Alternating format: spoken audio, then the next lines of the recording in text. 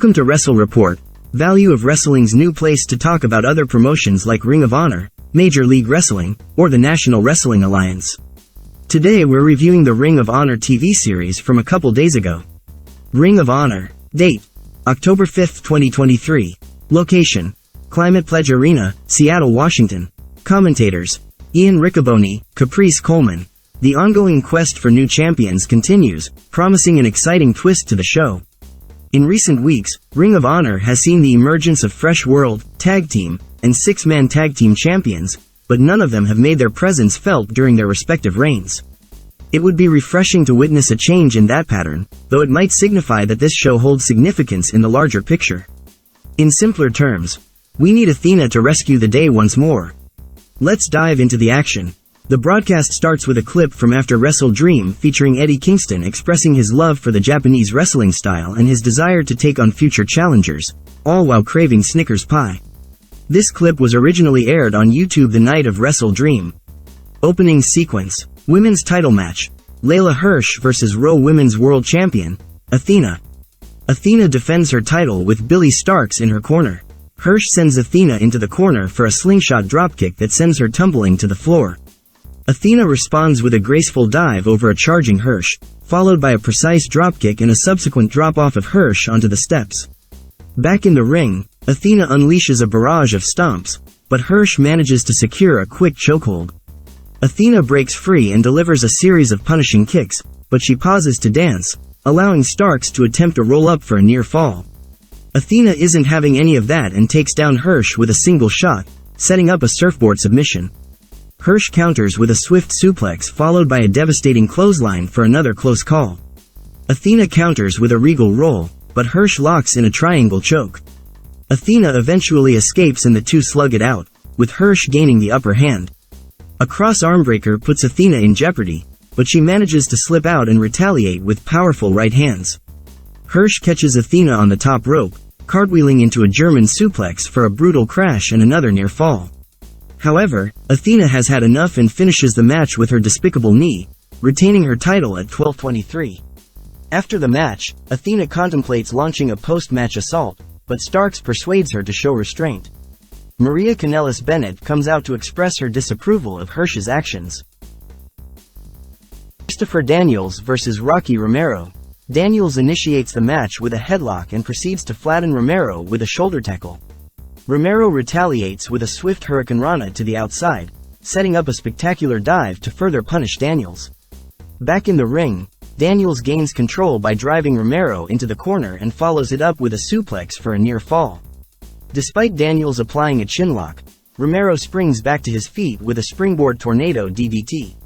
A middle rope double stomp secures a 2 count, but Daniels counters Romero's Angel's Wings attempt with a vicious kick to the face. Romero capitalizes on a moment of vulnerability and executes a running sliced bread to defeat Daniels at 8:07. Dalton Castle segment. Dalton Castle appears anxious, feeling the pressure from the fans and experiencing a rapid heartbeat. He acknowledges that he is a ratings magnet and vows to give the audience what they desire, though it leaves commentator Lexi Nair puzzled. Scorpio Sky vs. Fred Rosser. The match kicks off with a battle over wrist control, with Sky ultimately taking Rosser down with a headlock. Rosser retaliates with a backbreaker, followed by hip smashes in the corner. Sky finds himself caught in a cravate hold, but he fights back with a sky-high maneuver. The TKO is blocked, and Rosser drops Sky onto the apron, nearly securing a pin. Sky recovers and hits the TKO for the victory at 5:57. 6-woman tag team match, Lady Frost and the Renegade Twins vs. Willow Nightingale, Sky Blue, and Kiera Hogan. Nightingale thwarts Frost's attempt to whip her at the start and delivers a basement crossbody. Hogan and Blue join forces for a double basement superkick, but Blue is accidentally sent to the wrong corner. A double suplex results in a 2 count for Robin, and Frost then executes a release fisherman's suplex. Blue manages to evade a double suplex and makes the hot tag to Hogan, who takes control of the match. Charlotte cuts Hogan off with a Samoan driver, leading to chaos in the ring. Frost lands an air raid crash on Blue, but Nightingale delivers the Babe with the powerbomb to pin Robin at 5:54. Ethan Page vs. Invictus Cash. Page establishes an early headlock and grinds away, but Cash retaliates by pulling Page's hair. Cash's hair pulling results in a series of right hands from Page. However, Cash knocks Page out of the corner and follows up with a shoulder off the apron, setting up a slingshot cutter that secures Page's victory at 2:59. Mark Sterling and Tony Nese segment. Mark Sterling and Tony Nese prepare for their match against Satoshi Kojima, who has a fondness for bread. Nese, on the other hand, despises bread due to its carb content. EMDK vs. The Infantry. Bravo and Haste begin with a hug and engage in a spirited exchange that leads to a double hip toss into a double fist drop on Haste. However, Nichols trips Dean from the outside. The villain seize control, targeting Dean in the corner. Dean manages to escape with a belly-to-back suplex and kicks his way over to Bravo. The match escalates quickly, with the Renegades cleaning house. A diving DDT and big ending combination wrap up the match, with Bravo pinned at 7:36. Ethan Page segment. Ethan Page expresses his desire for more competition, suggesting that facing Eddie Kingston would be a welcome challenge. Tony Nese vs. Satoshi Kojima. Nese initiates the match with crowd insults and a series of therapeutic comments, only to be interrupted by his opponent. This time, the exchange takes a more humorous turn as Kojima proclaims his love for bread, which Nese detests due to its carbohydrate content. Nese bounces off Kojima to start, who responds by flexing his pecs.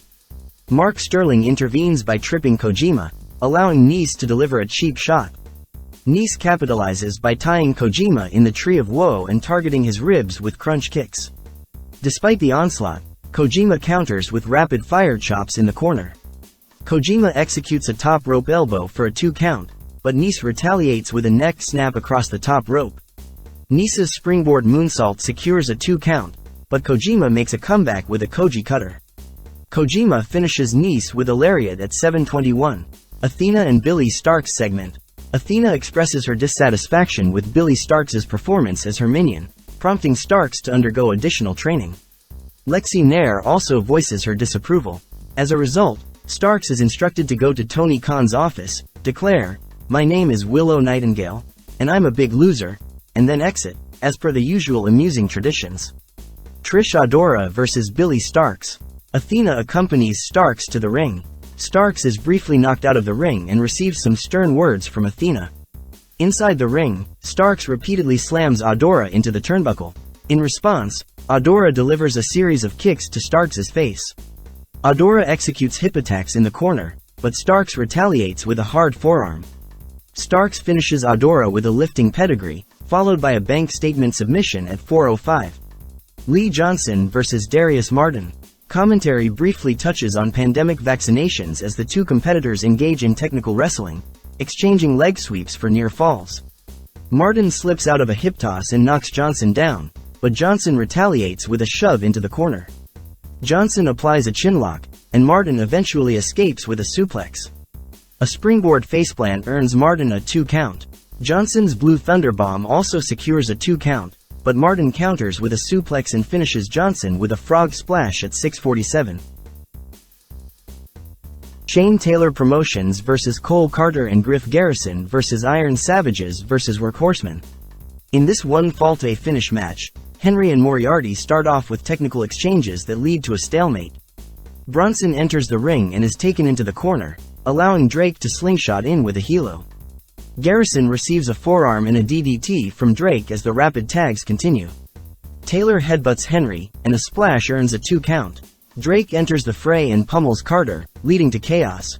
The Savages gain control and consume some Savage Sauce, which Maria Kanellis Bennett swipes. Taylor seizes the opportunity to knock Carter out with a right hand, securing the pin at 7:35. 6-man tag team match. Commander, Gravity, and Metalik vs. Spanish Announce Project and Gringo Loco. Loco and Metalik initiate the match with Loco taking a kick to the head and Metalik executing a rope walk hurricanrana. Loco flips out of a head scissors and tags in Angelico. Gravity swiftly replaces Commander, delivering a flapjack into a splash on Angelico and a hurricanrana of his own. The match erupts into chaos, leading to a triple basement dropkick on Gravity. Loco delivers a powerbomb for a near fall, and Commander is beaten down in the corner. However, Commander manages to use Loco as a launchpad for a hurricanrana. Metalik enters the fray and Loco Super Spanish flies Commander, but Metallic hits a diving crossbody to secure the victory. Commander follows up with a rope walk shooting star press to pin Loco at 8:47. And that concludes the show. For more content, remember to check out Value of Wrestling on YouTube, where the flagship show, the Weekly Roundup podcast, Sundays at 12 p.m. Pacific Standard Time, along with various breaking news, shorts, and rants are constantly being broadcast for your consumption.